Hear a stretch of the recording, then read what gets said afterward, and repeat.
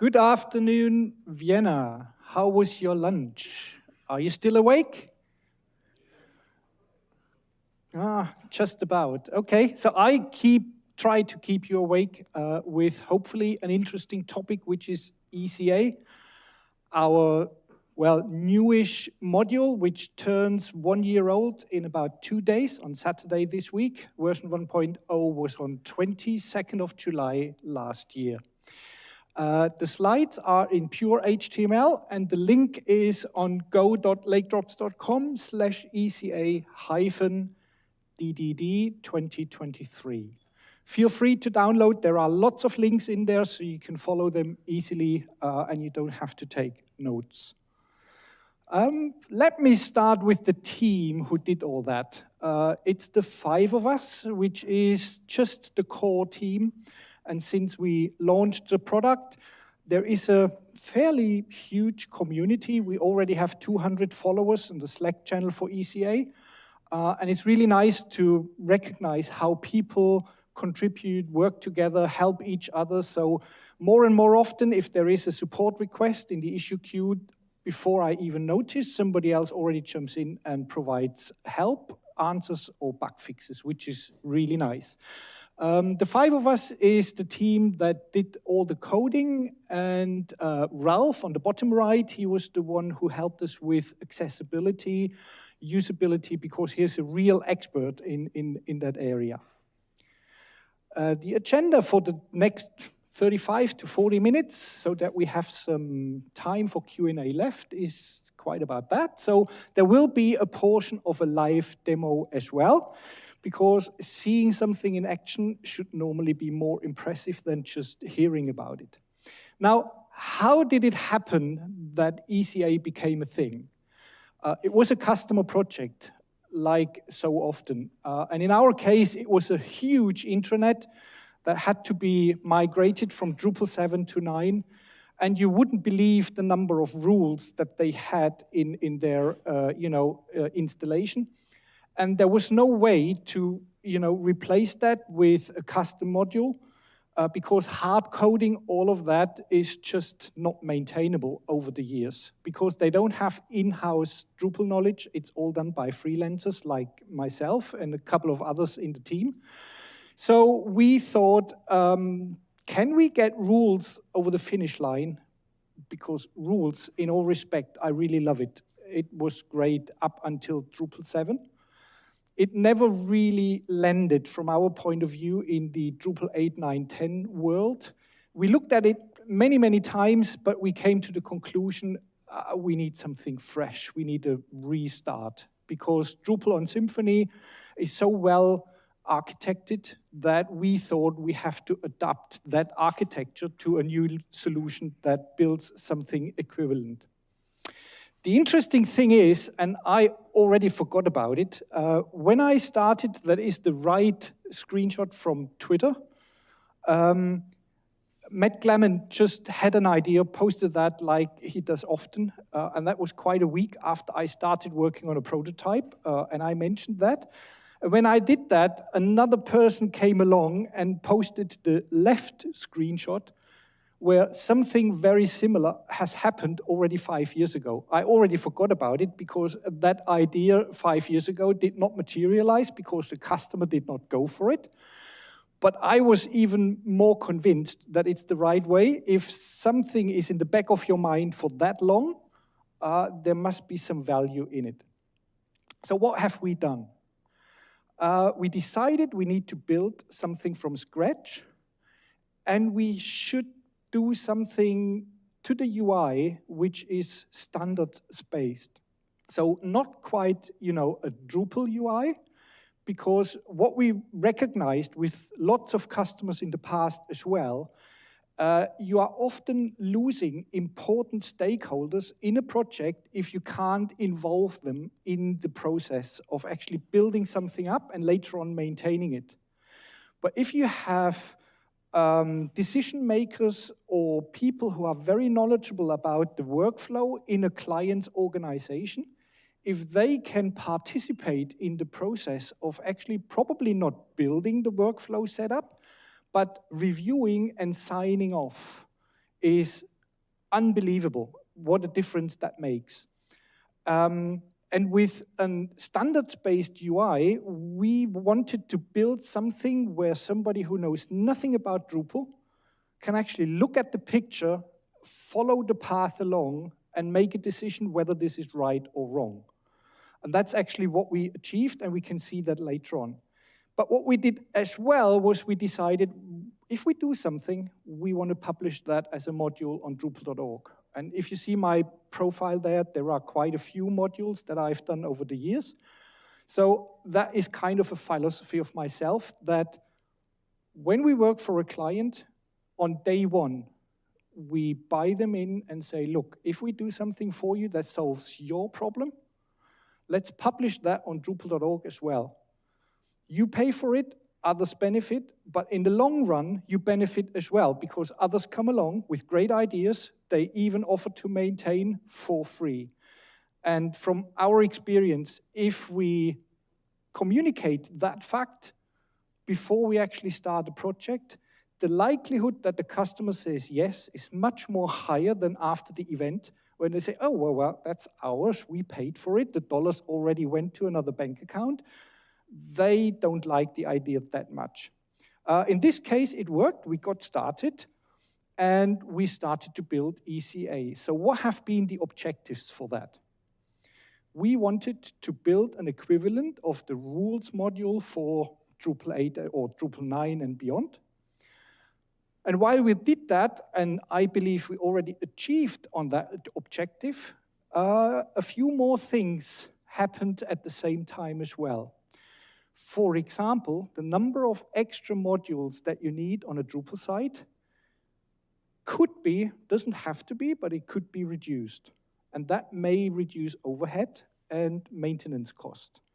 Like or custom modules in this case, and contrib modules comes in a second. With regard to custom modules, most of the hooks, if not all of them, can be addressed by ECA. So how often have you written a custom module just to implement one hook to build a very specific piece of code for your client? You don't have to do that anymore if you decide to go for ECA. The same goes for the whole form API, altering, submission, validation, and so on and so forth, all of which can be done inside ECA. All the needs that you may have around cron and queue jobs, sending notifications, it turns out that's one of the most famous use cases for ECA, and all the access control. So if you want to have, some specific rules on who is allowed to see what, under what circumstances, and what weather condition, you can actually do that now in ECA, and no custom code required. But also, the number of modules can be reduced.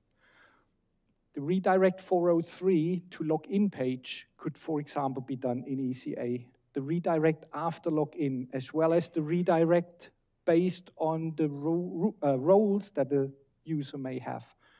Field validation, computed fields, auto-entity label, stripping, trimming, and otherwise manipulating strings when you save an entity and stuff like that. All of this can be done with ECA in the UI without coding. And this is a point that I touched on before. Buying in on other stakeholders on a client's organization is extremely valuable.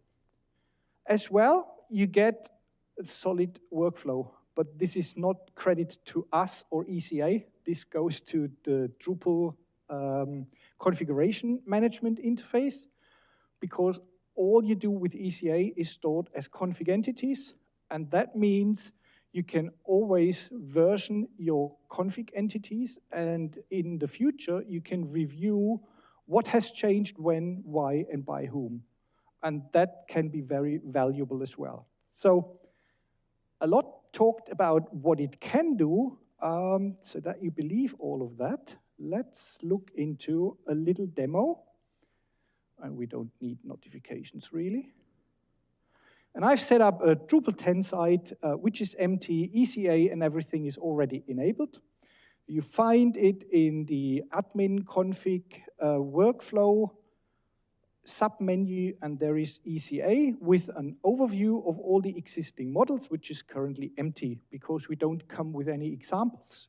We come to examples in a minute. There are plenty of them available for download separately. We then add a new model, and then we come into selection of the modeler we want to use, and that is the UI part of the whole thing. I talk about that in a minute more.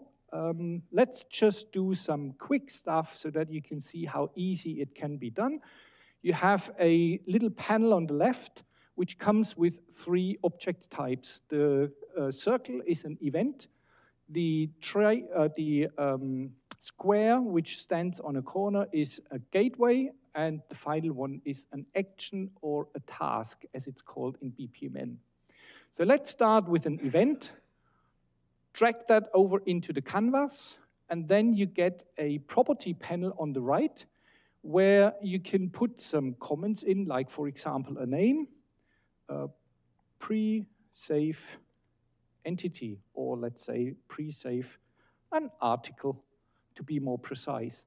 Now, how do I tell ECA that I'm interested in exactly that event, which originally in Drupal terms is a hook? Well, this is where templates come into play. There is a template field, and you can select, and you get a list of events that are available, not in ECA, on your specific Drupal site. So whenever you configure your Drupal site, enable new modules, if they come with events, you immediately get them added to the drop-down without doing anything else. It does it on the fly. So it provides you access to that. Let's have a look into pre-save content entity, and because we only are interested in, and that is a beauty, that with templates, we can now provide custom properties that belong to exactly that template that we have selected. So we are interested in content, not all of them, but only articles. And what should happen afterwards? We want to print a message. Again, template selection, and here you get a list of all the action plugins on your Drupal site. And as of today, just to give you an idea, there are around 500 action plugins with Drupal core and ECA. There are around 70 conditions, talking about conditions in a second, and around 200 event plugins. And all 3 components are built as plugins, which means building new ones is like, a couple of minutes if you have a need that is not already covered by one of the existing templates. What we want to do here is use the message, the user, and display that on screen. And we just call that Hello Vienna. We save our model. And to see that it works, let's just create an article. I keep that really short on purpose because there are lots of videos that show stuff like that as well. Just an article. Let's save that. And we should see the Drupal core message, which is article, just an article has been created, as well as our own message that we just built into that ECA model a minute ago. There is no compilation required, no cache refresh or anything, just build your model, save it, and it starts working right away. Before, quote, wasting time on building stuff manually here as well, let's just import an existing one. And that is where our ECA guide comes into play. This is dark mode. I probably go into the normal one. That's better for presentation. The URL is ecaguide.org. There is plenty of documentation about ECA itself, the Modulus, all the plugins, that means all the actions. You can see that list is quite long, and that's collapsed, by the way. So if we go into, for example, config, then you can see there are 7 config event plugins, and quite a number, 2 of them are actions. But what I would like to go to is the library. So here is a growing library of example models that are all listed here. Some of them have been created in live TV sessions that happen every Friday afternoon, except this week, because I can't make it. And you get a visualization of that sample model together with a download link, a description of the purpose, so what it does, and it lists all the dependencies, but don't worry, you don't have to download the dependencies yourselves. They are all contained in that download link. And the one that I would like to quickly show you is in use cases, we have a feature demo, and you can see this is a little bit bigger in size, comes with a download link, has a purpose, and quite a few dependencies. So when I have downloaded that, I can just use the import task, browse for it, and click import. That's all. It does some validation if all the dependencies are fulfilled. You know, it could be that a module is missing, then you need to download that first, but it doesn't happen here. ECA feature demo, and there you go. What you can do, you can also zoom in. And what that one does, and now we come to what I said before, buy-in of other stakeholders. Somebody who doesn't know what that model does and doesn't know anything about Drupal, I believe can still understand what's going on here, right? So it says if a user logs in and if it's a content editor, we're going to redirect them to the content overview, because that's most likely where that user wants to go after login. If that user is an admin, we redirect them to the admin overview, and if it's not an admin and not a content editor, then it's some other sort of user, then we redirect them to the user profile. If we look into that, the links between components, so those arrows, they can be used to associate conditions to those links. So that action here is only being executed if the condition verifies to true. And then you have another template here that's already applied that says the role of the current user. You get a drop-down of the available roles, and you can negate conditions as well, just like you can do with block conditions and stuff likewise, okay? But the model does more. So it's going to the gateway here, and it executes or verifies that condition and redirects to the profile if it's not a content editor. But it also goes to the save user token. So we take the current user, save that user into a token, just for storage. Then we switch the user context. We go to become user with the ID 1. That's only for permission reasons, because ECA is built with safety in mind. It means a model always gets processed in the context of the user currently using the website. We had long discussions about that, but we then went for the safety path. That means if you want to do something that the current user is not permitted to do, like, for example, assigning a role to that user, a user cannot assign themselves a role, usually. Then you have to use that action to switch the user context, go to user 1, and that you don't have to switch back. That does ECA automatically. So as long when the branch is completed, it automatically flips back to the previous user context. So if that user has an email address with example.com in it, and they don't have the internal role yet, then we add the internal role to that user, print a message on screen, you have been added to the internal group, welcome. If that same user is not from example.com, but they do have the internal role, then we have to remove that role and print a warning, you no longer part of the internal group.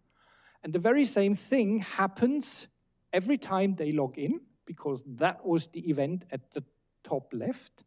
But the same thing also happens if a user profile gets updated. That means this event or that event, they can work side by side, okay? So that's the whole idea about ECA building workflow configuration. And that's about it for demo. I hope it came across that it's really easy to use. Well, you need to have some Drupal knowledge. You need to know what is an entity, which events get fired if, for example, you save a node and stuff like that. Most of that is addressed in the documentation, not to the extent that I'm happy with. So there is quite a lot that we need to do to follow up. And we have quite a few plans to actually put some widgets into that UI to help the user understand what's going on and to give him, depending about the context, helping to find the right thing that needs to be done next. But with that, we can only go that far. And we are pretty fresh in the whole process. So let's have a look into the architecture of ECA. How have we built it and why? Very important, ECA, from what you saw, is just the processor. It's the black box, it's that whole thing in the background. ECA has no UI whatsoever, none, right? Why that is, I get to it in a minute, but keep that in mind. All the UI stuff is separate, and I explain why in a minute. ECA then listens to all the events on your Drupal site. So every time an event gets dispatched, ECA listens to that and makes a decision whether that's relevant for one of the models, yes or no. And we've done that in a way that I believe you can't measure that ECA takes any resources or the site takes longer to render. We have spent a huge amount of time to optimize that process, cache everything, and find out very quickly, is there anything for ECA to be done?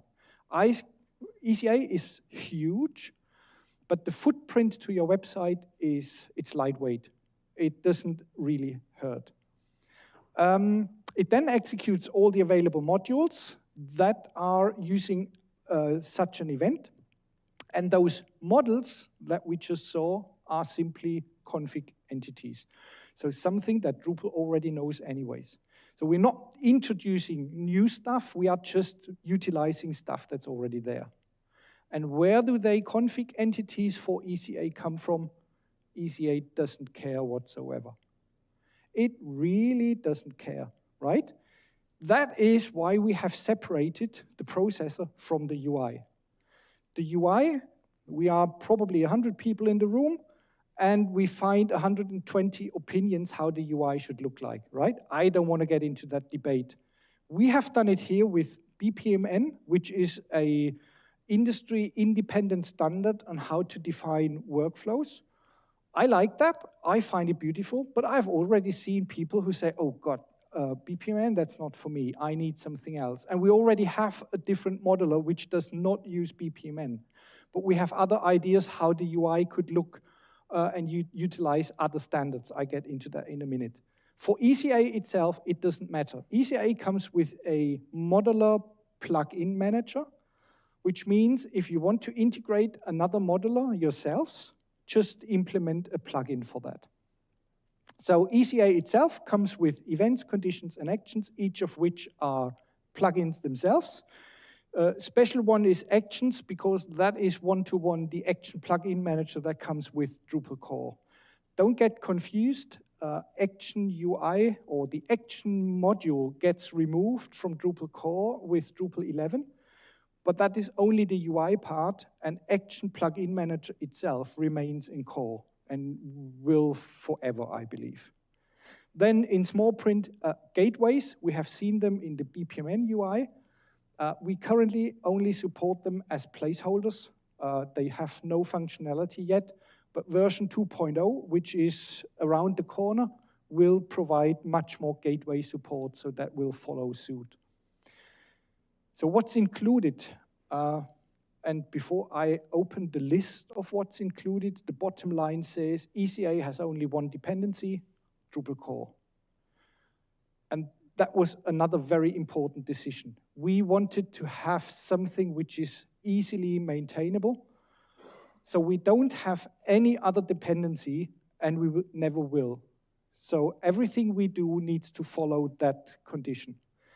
So there is the processor, the plugin managers, lots of interfaces and abstract classes to make it easier for other developers to actually provide more code and build on top of it. We integrate with all the actions. We have huge caching mechanisms just for performance reasons. We have loops, logging, states, tokens, and so on and so forth. We prevent recursion, which is pretty important because that could easily kill your site. Imagine you react to the event of an entity that gets updated. And then you check some conditions, you change a field value of that entity, and you save that entity. That immediately triggers the same event as well. And that would go on forever. Well, no, there is a gateway timeout later on, but we wanted to prevent that.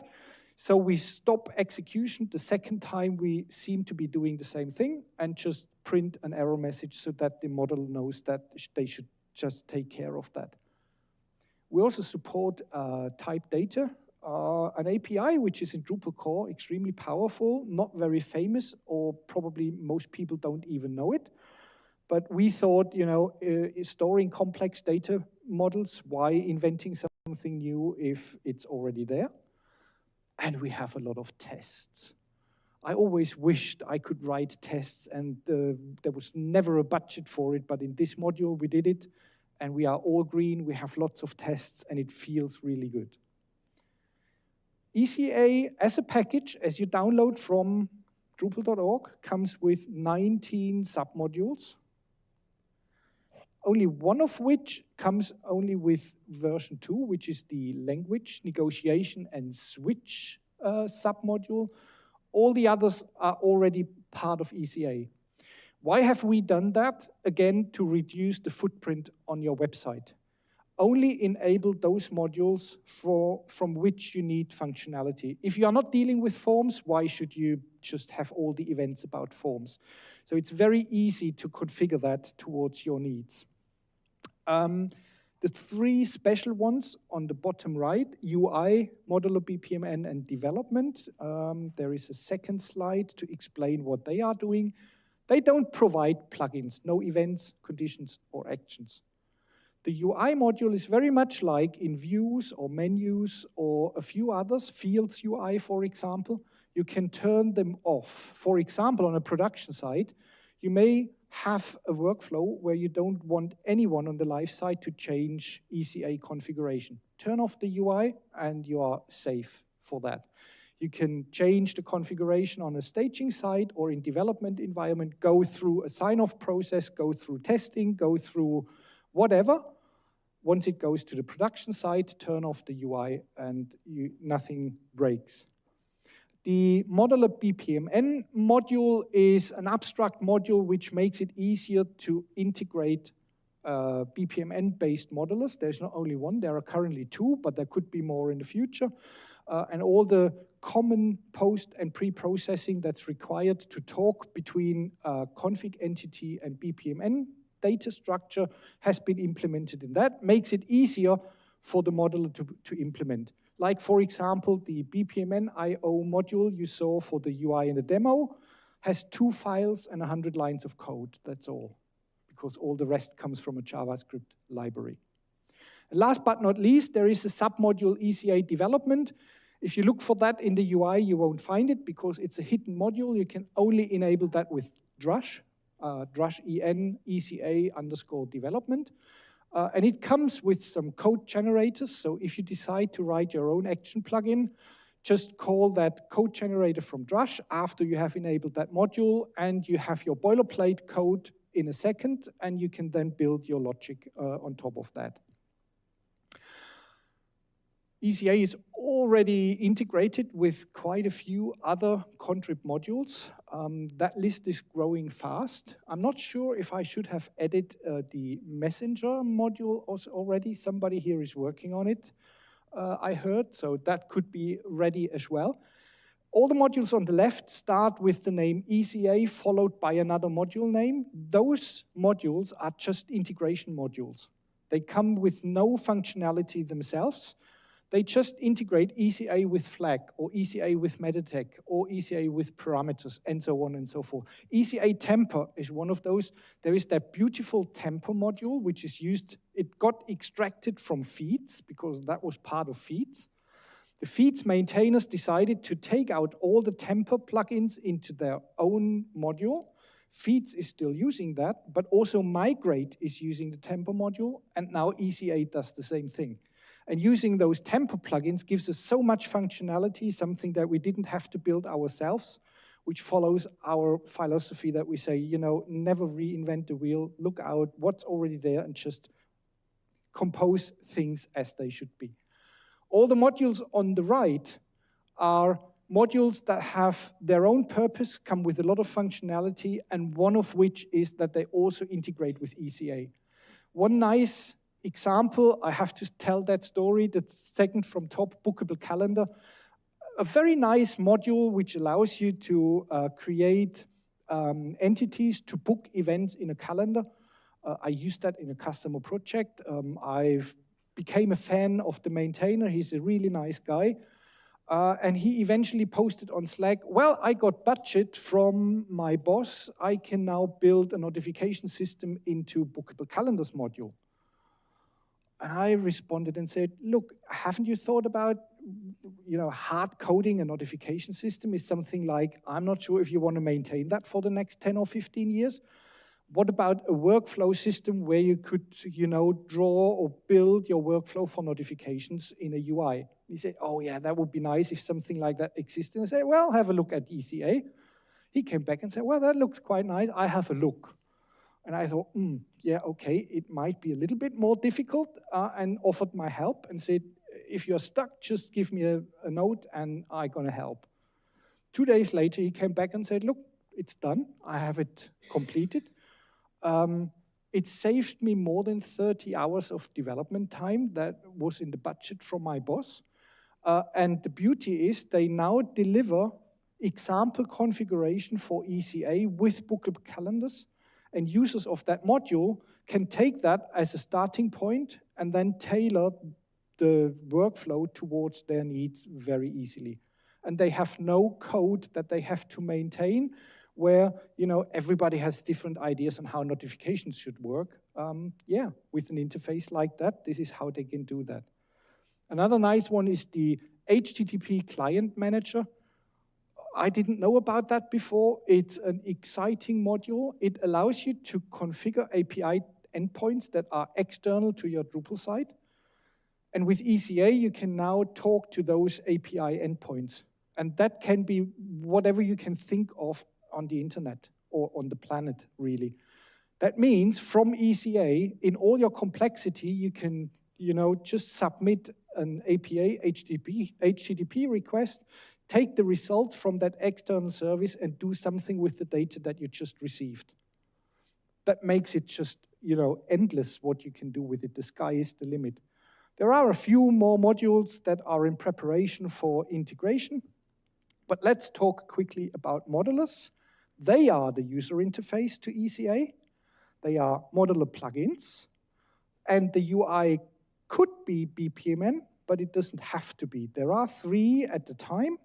BPMN IO is the one that we saw.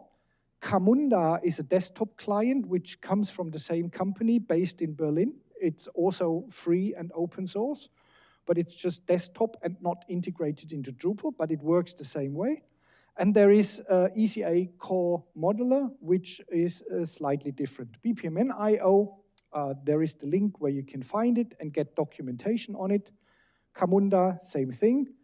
The ECA Core Modular, it's called Core Modular because it uses the Core Form API. That's all. It doesn't mean that it has more value than the others. It just comes with a completely different interface. If I zoom in, you can see it looks very much like the old rules UI.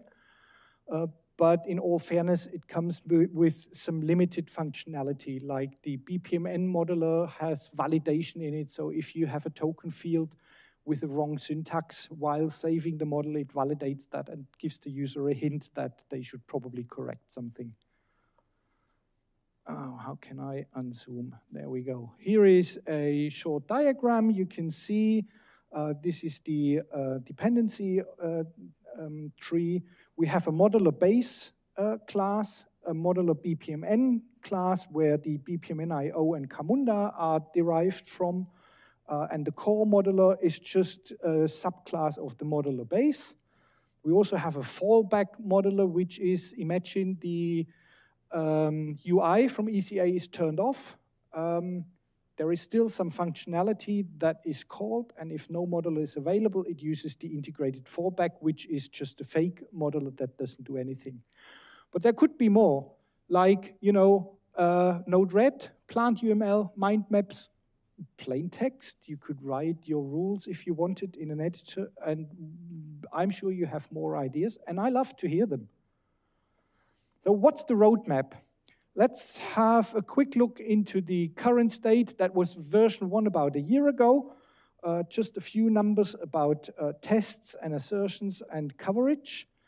And the whole thing is tested against Drupal 9 and 10 with PHP 7.4 and 8.1. And 1.0, so that was a year ago, the whole effort was about 3,000 hours between the 5 of us. So quite a significant investment. We did the numbers and we said, you know, that's probably something like $500,000, if you like. If we would have had to be in a huge corporation like Microsoft, for example, it would have taken years maybe to get a sign-off for a project like that. Before it existed, probably nobody would have believed that it would be possible. The release history is like, you know, on the 22nd in 2021, that was the first commit, exactly 1 year later, 1.0. So the time period was not too long, I believe. We then, half a year later, came with 1.1, and currently we are on, that is as of last week Friday, 1.1.4. And the status of the issue queue, after triaging lots of things, we are down to about 50 issues, 51 to be exact, one of which is a bug, 3 support requests, and everything else is feature requests, which goes into 2.0. So it is, I'm impressed, if I'm allowed to say that myself, that we get so few bug reports. I expected much more to be found, but obviously not. And it's used by probably 1,500 sites at the moment, a year after launch, which is not too bad. On Drupal.org, you will find the branch 1.2 that will disappear probably tomorrow or Saturday. That turns into 2.0 because we decided that we have done a whole cleanup of the code and made it PHP 8.1 required and Drupal 10 forward only. If we launch in November 2.0, it will be end of life Drupal 9 anyway, so why allowing, you know, suboptimal code in the first place? PHP Stan level 6 is all green, PHP CS all green, so code is in really good shape. So what's coming in 2.0? The refactoring I already mentioned, an ECA model inspector. That is something that should help users to build models and get help if it doesn't do what it should. We have great ideas on how to do that. I point you to a video later on where we pitched for Pittsburgh. Unfortunately, we didn't get the funding yet, but we're gonna come back to that topic the next few days or weeks. We are still keen to get that realized. Gateway support, accessibility improvements. We want to use the Drupal form API as the property panel in BPMN. That will then allow us context-sensitive drop-downs, autocomplete, context-sensitive other stuff, and so on and so forth. And you can imagine this is all a lot of work. 5 people on their own can't do all of that forever.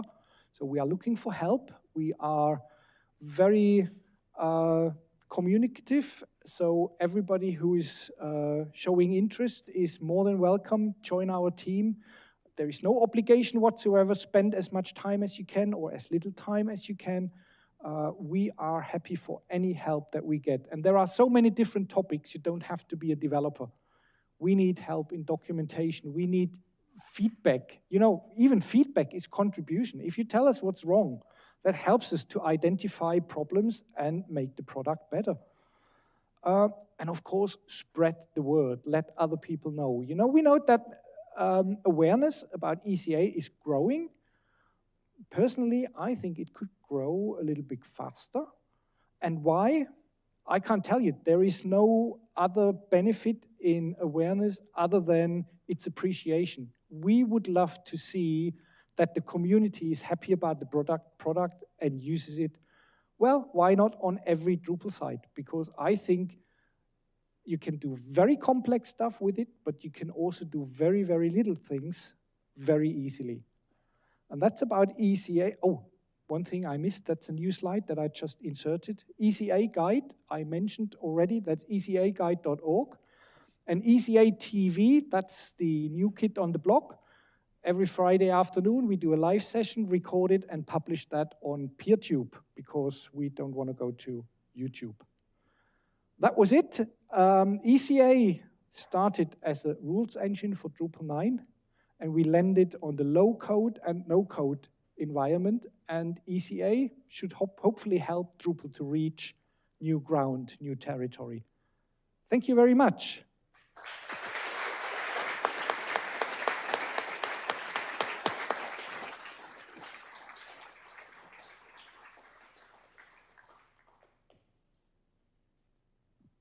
Thank you. That was very inspiring, very impressive. You showed a slide with a lot of modules that ECA could replace. And it's a bit of a two-part question. Are there things that ECA shouldn't be used for? And are you at all worried that if you have a couple of hundred models on a site with ECA, that it might become unwieldy to manage all the different functionality if you really go all in on ECA? Okay, second question first. I'm not worried at all. You can, have very granular models. You can have hundreds of them, or you can combine lots of events and actions into one larger model. It really depends on your personal needs. But I don't see a reason why that should become more difficult than maintaining lots of third-party modules. Where is an area where ECA should not be used? I have one great example, conditional fields. That is a module with a huge configuration interface in Drupal.org in the admin interface. But what it really does in the end is building a lot of Ajax dependencies and state dependencies which then operate in the browser for the user. So if you switch a checkbox from on to off or the other way, then others disappear or get visible and stuff like that. Don't try to do that with ECA. It could be done, but I think there's no reason. This is something that works in the browser. ECA works on the back end. So leave the browser alone. Don't try to do ECA stuff there. Okay, thank you.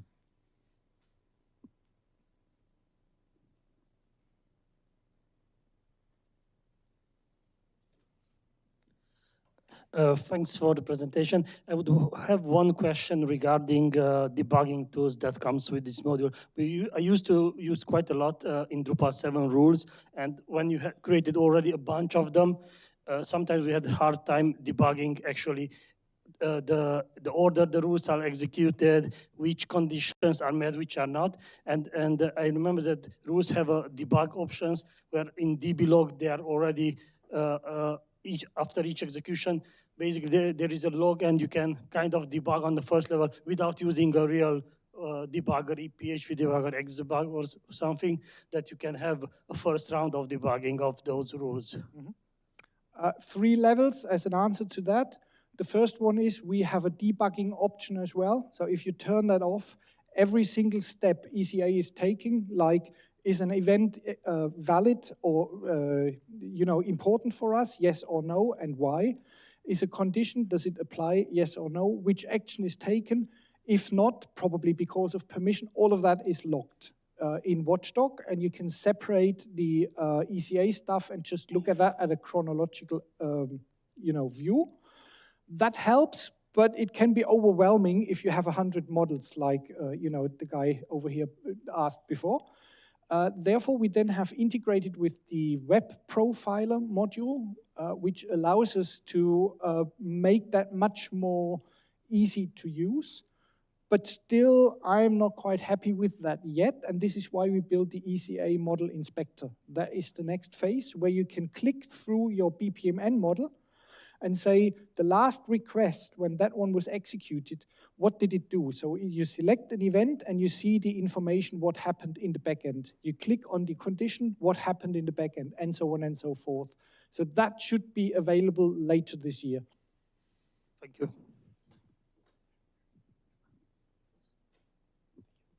Yeah, thanks.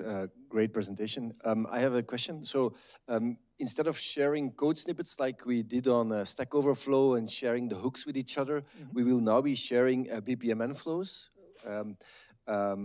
Is that the goal, that they all end up on, what was the site? The ECA guide, yeah? Not all of them. I would like the ECA guide to turn into a library, actually.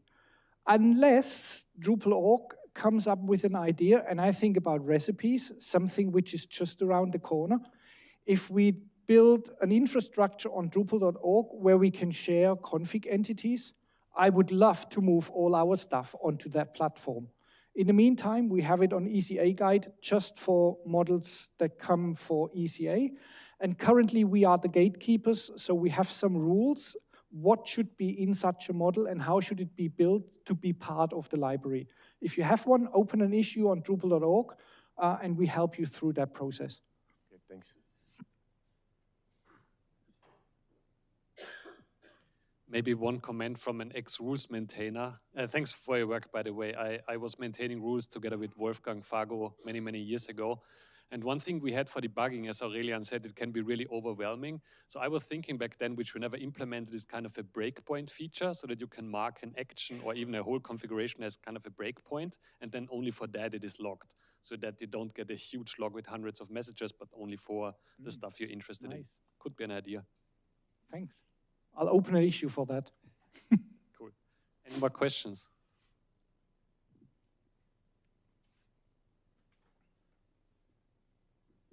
So thank you. One of the big challenges by implementing big workflow tasks is always dependency of data models. And so in the terms of transactions, is it possible to build a transaction, so making sure that all changes are applied, and in case of an error, like everything is reverted? Ooh, that's a good question. I think it may be possible, but that needs more features in the UI. I believe we need to make the form API from Drupal available in the properties panel first, to then add more functionality to that. The current UI is all written in JavaScript, and it's completely decoupled from Drupal's great facilities. And I think we need to couple them more tightly to actually think about implementing such complex things that you asked for.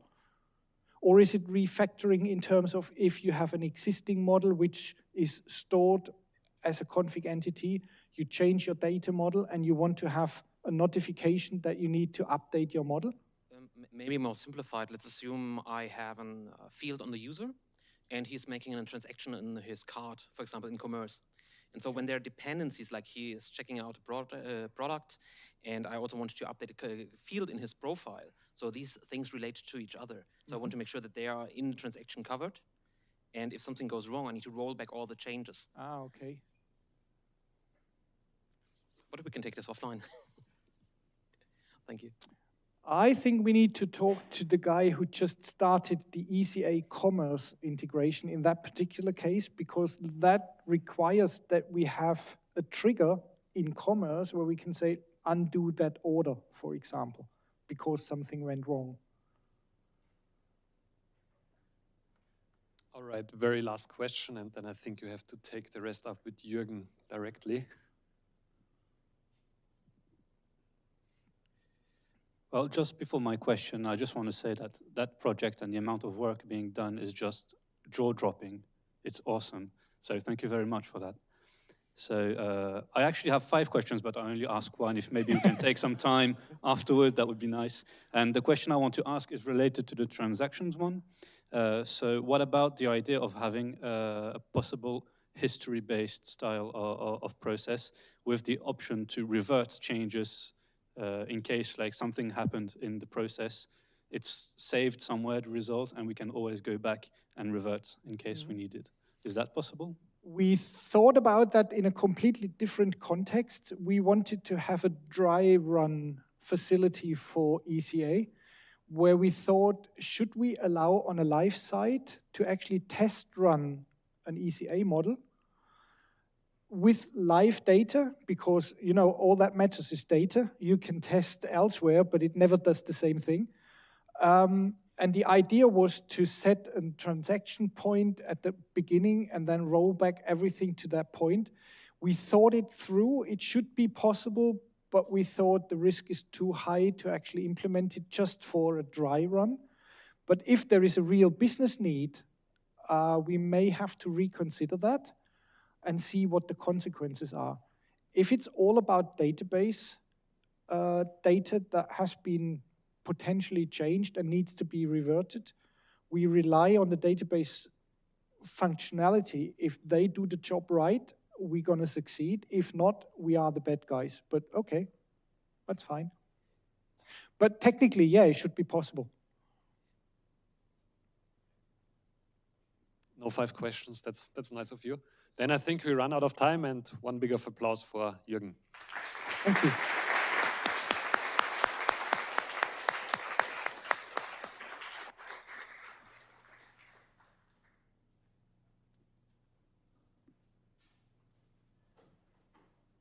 Thanks a lot. Very good.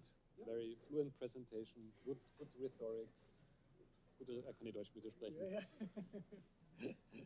Sehr gut vorgetragen. Sehr gut rübergekommen. Ja. Are you room monitoring?